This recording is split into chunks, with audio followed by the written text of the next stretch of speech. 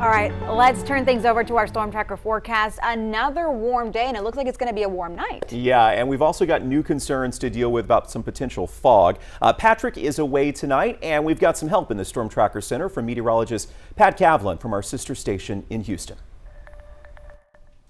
Thanks, guys, and yeah, happy Monday evening. It is, ended up being a pretty nice evening after a couple showers rolled through earlier in the day. You can see we're quiet now on satellite and radar. We do have fog, though, developing down at the coast. That's going to try to push north again as we go through the next few hours. But you can see here on the wider shot, the bulk of any shower and storm activity is well off towards the north and east. Clouds extending back across North Texas.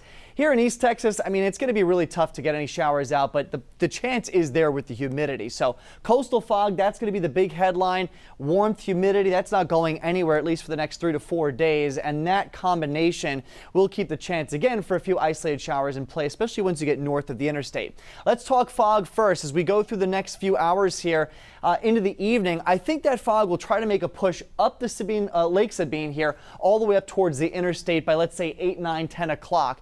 Visibilities could drop down to about a half a mile from Beaumont out towards Winnie and across towards the Louisiana state border. Watch this, though, as we get into the overnight. That fog gets pushed back down towards the coast. So I think as we get to Tuesday morning, it's not quite as dense as we saw this morning. I think it's still going to be an issue for the immediate coastline, but along the interstate US 90, I don't think we're going to have any issues. Farther north, of course, this is not going to be a big story. So it's foggy and warm at the coast as we get into the overnight. For the date tomorrow, sun and clouds, humid, maybe a spot shower chance. Again, that stationary boundary to the north, that's going to be the focus for any big rain chances and the majority of the cloud coverage. So as we get into Wednesday, it's just a mix of sun and clouds again with an isolated shower chance here across southeast Texas. Let's walk you through the forecast with Future Track. Wherever you see that brighter white shading, that indicates the fog. The rest of the gray here just indicates cloud coverage. So through the overnight, that fog mainly hugging the coast. Tomorrow morning, it's a lot of low clouds, but I think the visibility issues stay south of I-10,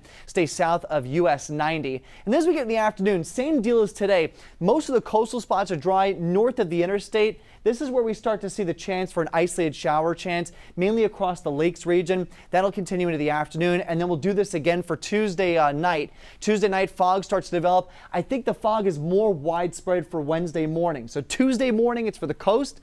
Wednesday morning, I think it's for everybody. And then as we get in the afternoon, it pushes back down towards the coast again, and I think we'll actually work in some sunshine. Wednesday will likely be one of our warmest days with that sun. So this is a rinse and repeat pattern. The reason why high pressure is really in control here across the Gulf of Mexico, that's keeping the warmth in play and any storm tracks to our north. Watch what happens, though, as we get into Friday.